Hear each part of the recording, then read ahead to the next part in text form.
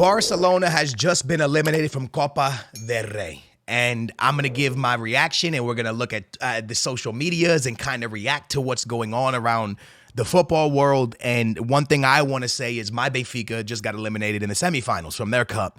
So I know what you're feeling, Barca fans. So I come from a place of, understanding what y'all are going through. Now, y'all are going through it a little bit worse because Benfica is very competitive in their league right now, and they're still they're still in a lot of major competitions, but Barcelona can turn this season around. I still don't want to put all the blame on XAVI. Although it's starting to look like you can't really defend him anymore, I still blame a lot of the players because Barcelona cannot be suffering no matter what their back line is with the talent they have in the back. I just don't think you can be suffering 4 goals a game, and I just don't think you can be suffering as much as they suffered this year. They're suffering a lot of goals. So for me, that's the number one thing with XAVI and the players is how are they suffering so many goals? My biggest problem with Barca right now is João Felix. I know a lot of y'all are going to be like, well, Skills, it's because you're Portuguese and you're a Benfica fan, you're a João Felix fan. You're right.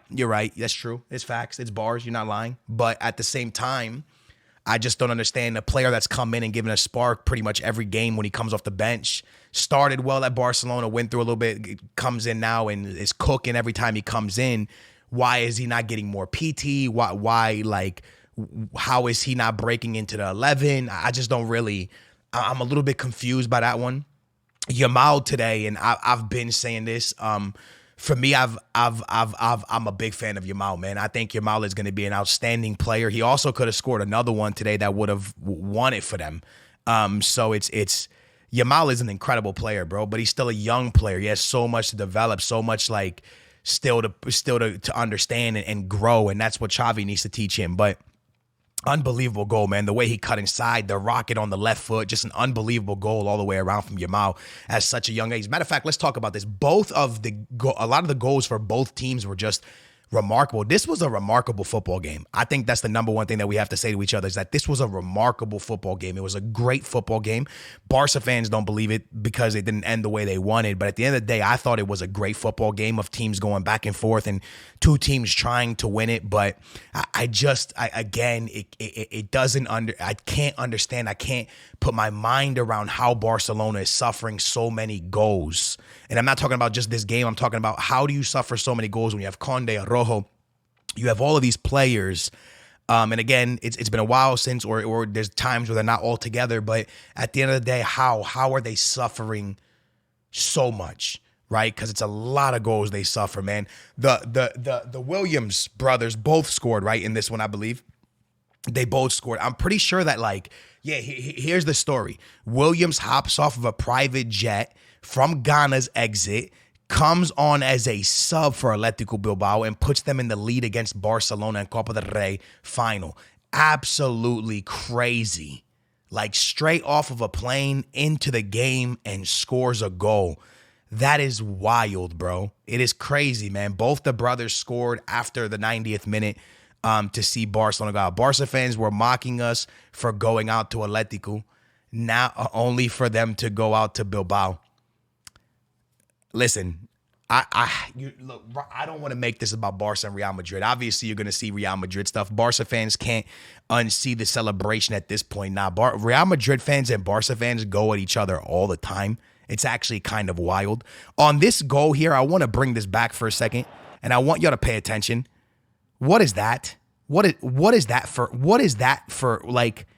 What is that, bro? This is what I'm going to say to y'all. Hear me out. If you're going to go down and make a slide tackle in the 120th minute, get the ball or take him out. Get the ball or take him out. It's the 120th minute, bro. If you're going down for a slide tackle, you either taking that player out of this game. I mean, you're either taking him down to the floor or you're getting that ball. It's the 120th, bro. At this point, you better go in with more convincing. That's what I'm saying about Barcelona's defending, bro. And not only does he miss the tackle, he gets in the way of Kunde. He gets in the way of his own guy, which then he has to track back. Bro, all of it is just bad, yo. Barcelona's defending is where I have the hardest problem with them. You understand? And that's why I'm saying I'm not sure if we can blame Xavi for all this. Obviously, it has to fall back on the manager.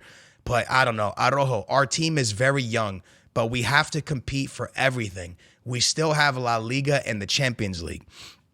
I agree. I fully agree the team is very young. I fully agree the team is very young. It's a lot to learn, financial issues. I don't. Barca didn't lose to a bad team today. Barca lost to a really, really good team today. For me, it's just, and again, I'm going to catch a lot of stick for this one, but it's Barcelona was on top of the world for so long with Xavi, Iniesta, Messi, Suarez, Neymar. Like, they were on top of the world for so long in La Liga. They were the team to beat around Europe. Like, even when Real Madrid was building to beat that team because that team was so good, right? That team was so amazing. But this is what happens, bro. Like, if you look at sports, you know, you had the like, I'll give you a couple examples, right? You had the Chicago Bulls that dominated for a long time, and then they went through a phase. You had the Patriots in American football that went through domination, and then they went through a phase. Barca dominated for a long time, and now they're going through a phase. Real Madrid has done well right now to not go through the phase. Real Madrid also dominated with Barca on the Champions League, like in Europe. While Barca was doing what they did, La Liga and whatever, Real Madrid dominated Champions League. And Real Madrid, behind the scenes, while none of us were really paying attention, they were signing players like Valverde and Camavinga and Tchouaméni and all of these young players. And I mean, we were paying attention, but, like, you know, Real Madrid's lucky enough to have a lot of money. So they're bringing in this talent, and it worked well for them, right? And for Barca, they're on the other side of the stick, right? Because the money's not there. And when the money's not there, it's hard, right? It's hard to continue to make your team better. There is a lot of players that are at Barcelona right now that don't deserve to be at Barcelona. It's not me disrespecting. It's me being kind of real. There's a lot of players that there's a lot of positions that need to be filled for Barcelona. And, you know, when XAVI got hurt, I feel like everyone started to really notice the lack of fight in this team. You know, and I don't know if it's because they're young or what it is, or if maybe Xavi trying to motivate. I'm not sure, but it does feel like a little bit of a lack of fight, man. They need that Barca spirit, you know. And I mean, you look back to the glory days of Barca, and it was a different machine, man. Messi and all these guys were just incredible, you know. And again, like I said, this happens. You know, Real Madrid is very lucky to be able to afford players and be able to continue that process. You know, we really need XAVI ASAP, or it'll just keep getting worse for Barca. He's the heart of the team.